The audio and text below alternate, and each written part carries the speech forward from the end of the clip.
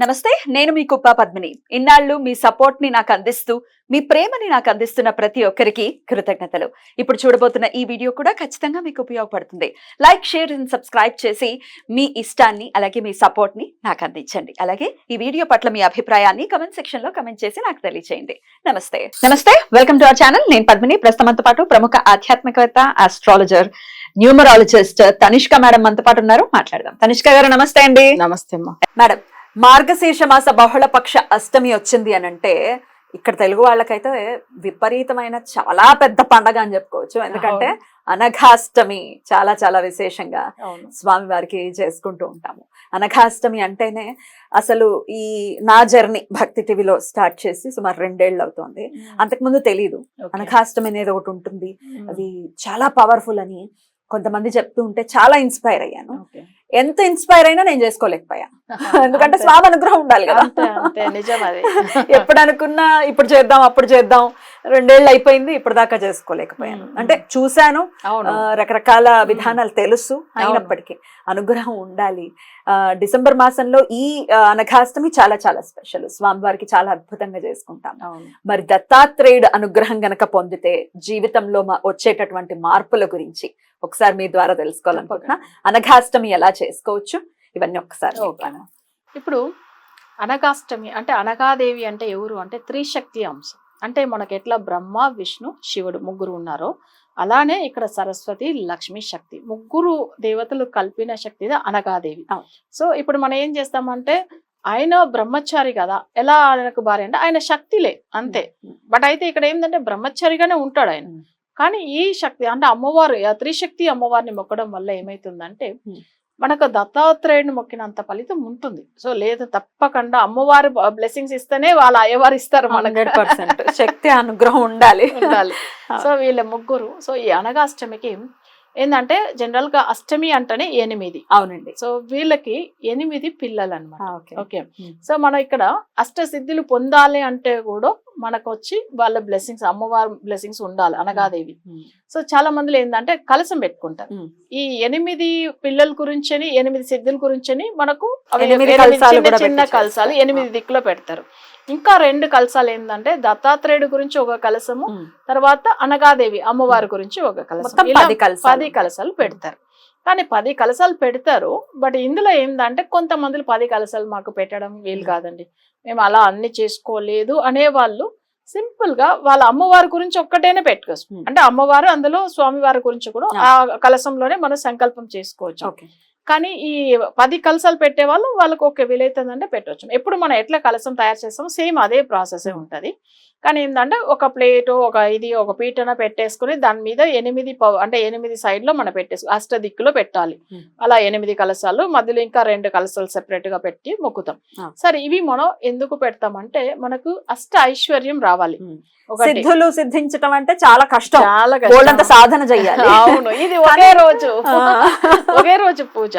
చాలా మంది ఏంటంటే సరే ఈ అనకాష్టమి రోజుదా చేసుకోవాలా, తర్వాత మామూలుగా అష్టమిలో కూడా చేసుకోవచ్చు అంటే చేసుకోవచ్చు. కానీ ఇప్పుడు చేసేది ఇంకా పవర్ఫుల్. అంటే ఎందుకంటే చాలా మందికి ఒకరికి చేయడానికి వీలు కాదు, అట్లా అనేటప్పుడు అప్పుడు చేసుకోవచ్చు. వేరే అష్టమి, ఈ అష్టమి కాకుండా నెక్స్ట్ అష్టమి. కానీ వాళ్ళ మీద భక్తి, నిజమైన భక్తి ఉండాలి. సో నిజమైన భక్తి ఉంటే అప్పుడు ఏమైతుందంటే సో ఈ స్వామి వారి దర్శనం తప్పకుండా అమ్మవారి బ్లెస్సింగ్స్ మనకు దొరుకుతుంది. ఫస్ట్ వీళ్ళకి మొక్కడం అనేది మన అష్టమి తిథి రోజు దీపం వెలిగించేసి స్వామివారి మంత్రాలు చదువుకుని, తర్వాత అమ్మవారి మంత్రం చదువుకుని, ఈ అసలు వాళ్ళ అష్టసిద్ధులు, వాళ్ళ పేర్లు, వాళ్ళ పిల్లల పుత్రుల పేర్లు చెప్పుకుంటూ వాళ్ళకి మంత్రాలు చదివి, దాని తర్వాత మనం ఏంటంటే విడిగా పువ్వులతో అర్చన చేసి ప్రసాదం నైవేద్యం పెట్టి ఆరతి ఇచ్చేసి ఆ కలశంలో ఒక్కొక్క దేవుళ్ళని వాళ్ళ పేరు చెప్పి ఆవాహనం చేయాలి. అంటే మనకు అప్పుడు ఆ కలశంలో వాళ్ళు వచ్చి ఉంటారనమాట. ఇప్పుడు మనం ఏం చేస్తాము, ఫస్ట్ ఒకటి పెడతాము, అనిమ అని చెప్పి మొక్కుతాము, లహిమ అని చెప్తాము, మహిమ అని చెప్తాము. ప్రతి ఒక్కరు వాళ్ళ పుత్రుల పేర్లు చెప్పి మనం మొక్కోవాలి. అంతే, వేరేం లేదు. ఇప్పుడు గణపతి కూడా కలశం పెడతామంటే అంతే, ఆయన పేరు చెప్పి ఆయనకు ఆవాహనం చేయాలి.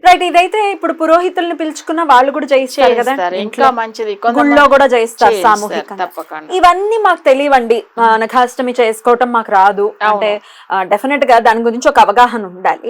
మరి రాదండి, సింపుల్ గా ఇంకేమైనా వే ఉందా చేసుకోవడానికి? అసలు దత్తాత్రేయుల్ని ఎలా కొలుచుకోవచ్చు అనేది ఒకసారి చెప్పండి. ఓకే, ఇప్పుడు మనకి ఎట్లని అనఘాష్టమి కాబట్టి అమ్మవారికి ఇంపార్టెంట్ ఇస్తున్నాం కాబట్టి మనం ఏం చేయవచ్చామంటే ఆ రోజు స్వామివారి ఫోటో ఉంటది, తర్వాత కొంత ఇంట్లో అమ్మవారు ఏ అమ్మవారి ఫోటో ఉన్నా పర్వాలేదు, అందులో ఆ అమ్మవారిని అనగాదేవిగా అనుకోవాలి. మనం అనుకుని ఏం చేస్తామంటే మామూలుగా దీపం వెలిగించేసి అగరబత్తి ముట్టించేసి ఒక చిన్న కలసం వీలైతే పెట్టుకోండి.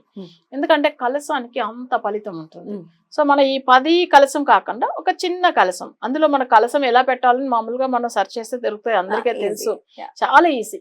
అందులో మనం వచ్చి అవి పెట్టేసుకుని ఆ కలశంలో ఈ 10 సిద్ధులు అంటే దేవతలు ఉన్నారు అని చెప్పి, అష్టసిద్ధులు, తర్వాత దత్తాత్రేయుడు, అనగాదేవి ఉన్నారని చెప్పి మనం అందులో ఆవాహనం చేసి సంకల్పం చేసుకుని ఆ కలశానికి అసలు కొంచెం విడిగా పువ్వులతో అర్చన చేసేసి దాని తర్వాత ఏదో ఒక స్వీట్ ప్రసాదంగా పెట్టి ఆరతి చేయండి. చాలు, వేరేం లేదు. కానీ ఆ రోజు చాలా నియమ నిష్టలు పాటించాలి. అసలు మీకు తెలుసు, నాన్ వెజ్ తినకూడదు, బ్రహ్మచర్యం పాటించాలి. వేరే వాళ్ళు ఏదైనా డ్రింక్స్ వేరే అలవాట్లు ఉంటే అదన్నీ మానేవాలి. ఎందుకంటే ఆయనకు నిజమైన భక్తి ఉండాలి, చాలా నీట్గా నిష్టగా ఉండాలి. ఇది మేజర్. అంటే దత్తాత్రేయుడు చాలా కోపం వచ్చేస్తుంది, ఆయన బ్రహ్మచారి కదా.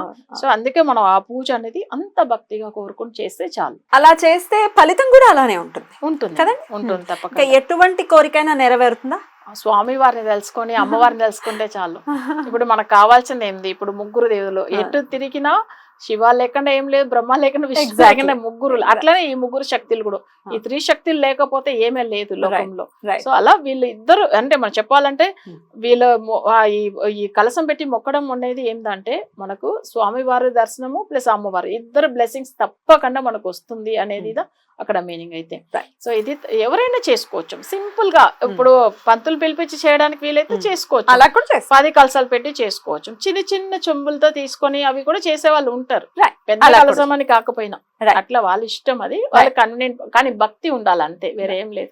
ఒక జ్యోతిష పండితులుగా చెప్పండి, గురువు దత్తాత్రేయుడు అంటే గురువుని మనం గురువు అనే మనం చూస్తాం డెఫినెట్ గా. ఒక గురువు యొక్క అనుగ్రహం పొందాలి అన్నా, లేకపోతే గురుగ్రహం మన జాతక చక్రంలో కనుక గురుగ్రహం ఒకవేళ పాపి అయి ఉన్నాడు, లేకపోతే నీచపడి ఉన్నాడు, డెఫినెట్ గా గురువు అంటేనే ఒక మంచి ఆస్పిషియస్ ప్లానెట్, ఆయన నుంచి మంచి రిజల్ట్స్ రావాలని ఎవరైనా అనుకుంటారు. మరి అలా రావాలి అని అంటే మీరైతే ఎటువంటి పూజలు చేయిస్తారు, అసలు ఎలా చూస్తారు గురువు యొక్క అనుగ్రహం కోసం? ఓకే, ఇప్పుడు కొన్ని జాతకాల్లో గురువు ఎలా ఉంటుందంటే వగ్రమై ఉంటుంది. వక్రం ఇప్పుడు వచ్చి చాలా మంది చూడండి, గురుడు చంద్రుడు కలిసి ఉన్నారు కదా, గురు చంద్ర యోగం ఉంది, గజకేసరి ఉంటారు చెప్తారు, కానీ వాళ్ళకి ఎందుకు ఫలితం రాలేదు? గురువు వగ్రమై ఉన్నప్పుడు ఆ ఫలితం ఉండదా? ఇంకొకటి ఏంటంటే ధనుర్ రాశిలోనో మీన రాశిలోనో మాంది గ్రహం ఉంటే అప్పుడు గురువు ఒక ఫలితమే లేకుండా అయిపోతుంది.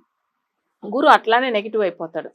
జనరల్ గా ధనుర్ లగ్నానికో మీన లగ్నానికో గురు యోగకారకుడు, కర్కాటక లగ్నానికి యోగకారకుడు అవుతాడు. కానీ మాంది గ్రహం అయినప్పుడు మంచి చేయడు, వగ్రం అయి ఉన్నప్పుడు మంచి చేయడు.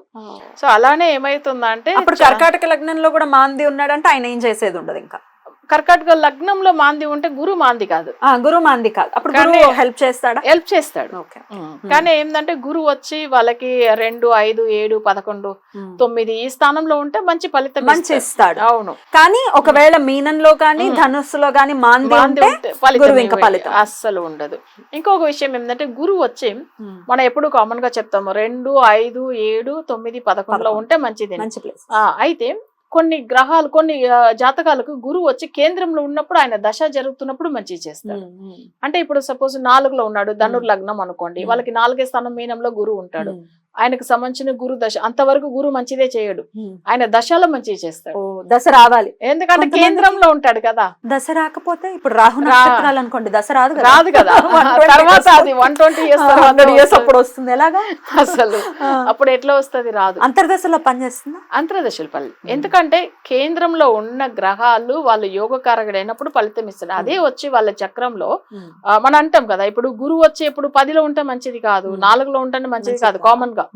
కానీ వాళ్ళకి కేంద్రంలో 4, 10 అంటే కేంద్రమే, కేంద్రం అయితే మంచిది. దశలో మంచి చేస్తాడు, మామూలుగా మంచి చేయడు. ఇప్పుడు 9, 7, 2, 5 స్థానంలో 11 స్థానంలో ఎప్పుడైనా మంచి చేస్తాడు.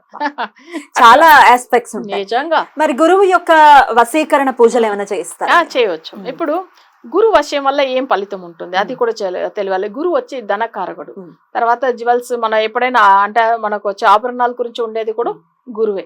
గురు బలం ఉంటేనే వాళ్ళకి జ్యువెల్స్ కూడా కొనుక్కోవడానికి యోగం ఉంటుంది ఎగ్జాక్ట్లీ జాతక రీతిగా. అంటే ఆయన గోల్డ్ కి సంబంధించిన గ్రహం కూడా ఆయనే కదా. సో అప్పుడు ఏమైతుందంటే గురు ఫలితం ఉండాలంటే మనం ఈ పూజ కూడా చేసుకోవచ్చు. ఇప్పుడు అనగాదేవి పూజ కానీ దత్తాత్రేయుడి పూజ కానీ. సో జాతక రీతిగా ఎవరికైతే గురు బలం లేదో, ఇప్పుడు చూడండి తులారాశి వాళ్ళకి 8లో గురువు ఉన్నాడు అంటే గోచార గురువు వచ్చి మంచిది చేయట్లేదు కొంతమందిలో కదా. సో మీన రాశిలో ఉండే వాళ్ళకి 3rd లో ఉన్నాడు. సో కొంచెం ధనురాశిలో ఉండే వాళ్ళకి కూడా ఏం మంచిగా జరగట్లేదు. ఖర్చులు ప్లస్ వాళ్ళకి కూడా జ్యువెల్స్ విషయంలో కానీ పెట్టేసి రిమూవ్ చేయకుండా కొన్ని క్లయింట్స్ మాట్లాడుతున్నారు, వింటున్నాం కదా. సో ఇవన్నీ జరుగుతున్నాయి అంటే గురు బలం లేదు కాబట్టి. సో జన్మ గురుని మంచి చేయదు. వృషభ రాశి వాళ్ళకి కూడా గురు మంచి కాదు ఇప్పుడు ప్రెసెంట్. జన్మ గురు వనతిలేని అంటారు. అంటే జన్మ గురు శ్రీరాముడికి జన్మ రాశిలో వచ్చినప్పుడు అడవికి వెళ్ళాడు. అయ్యో, కర్కాటక లగ్నంలో ఉచ్చ పొందినప్పటికే ఆయన అంటే జన్మ గురు మంచిది కాదు. ఇట్లా కొన్ని ఉంటది. అలా జన్మ గురు, అష్టమ గురు, అర్థాష్టమ గురు ఇవన్నీ కూడా వాళ్ళ చక్రంలో అసలు గురు బాలేనప్పుడు 10లో గురు ఉంటేనే మంచిది కాదు. అంటే పరమశివుడే భిక్షం తీసాడని మాటనే ఉంటుంది. ఎందుకంటే 10 గురు ఇరుందాల్ శివ పరమశివనం పిచ్చేడు పాట. సో అంటే 10లో గురువు ఉంటే డబ్బులు రాదు వాళ్ళకి. సో అట్లా ఒక మాట అన్నమాట. అందులో ఏమైతుందంటే ఆ 10లో గురువు ఉన్నప్పుడు వాళ్ళకి మంచి జరగదు. సో బట్ మన ఇదన్నీ ఇట్లా ఉన్న వాళ్ళు తప్పకుండా మన ఈ పూజలు గురు వశీకరణం చేసుకోవచ్చు. మేము చేపించేది వశీకరణం ఎప్పుడు కానీ మనం చేపించే పూజలు గ్రహాలను మనకు తొందరగా ఫలితం రావాలంటే వశీకరణ పూజలే. అయితే వాళ్ళకి పూజలు చేసి పంపించే మెటీరియల్ చాలా నార్మల్ గా ఉంటాయి, కానీ అది ఎంత ఫలితం ఇస్తుందంటే ప్రతి క్లయింట్ మాట్లాడుతుంది మీరు వినే ఉండొచ్చాము. సో అంటే అంత పవర్ఫుల్ రెమెడీ అనేది ఉంటుంది వాళ్ళు చేపించి పంపించేది. అది జాతకాన్ని అనుసరించి మాత్రమే ఇస్తారు. అవును, ఇట్లా లైవ్ లో చెప్పండి అని కొంతమంది కమెంట్స్ పెట్టినప్పటికీ జాతకం చూడకుండా చెప్పే పరిస్థితి ఉండదు. కనిష్క గారు అయితే అసలు చూడు. ఎందుకంటే ఒక రెమెడీ ఇచ్చామంటే అది పర్ఫెక్ట్ గా పనిచేయాలి, లేదంటే అసలు ఇవ్వకూడదు అని నమ్ముతారు, పరిపూర్ణంగా నమ్ముతారు. సో అందుకని డెఫినెట్ గా జాతక పరిశీలన అనుసరించి మాత్రమే గురువుకి సంబంధించి కానీ లేకపోతే అసలు మీకున్న సమస్యలకి సంబంధించి కానీ రెమెడీస్ ఇవ్వడం జరుగుతుంది. రైట్ మేడం, చాలా బ్యూటిఫుల్ గా ఎక్స్ప్లెయిన్ చేశారు. డెఫినెట్ గా అనఘాష్టమిని అస్సలు వదులుకోకుండా ప్రతి ఒక్కరూ కూడా వినియోగించుకోవాలి. బహుళపక్ష అష్టమి, అటు కాలభైరవుడిని కూడా పూజించుకుంటాం మనము, ఇటు దత్తాత్రేయుని కూడా పూజించుకుంటాం. కాబట్టి ఖచ్చితంగా వినియోగించుకోవాలి మన వాళ్ళని మనస్ఫూర్తిగా మనవి చేస్తూ కృతజ్ఞతలండి. నమస్తే.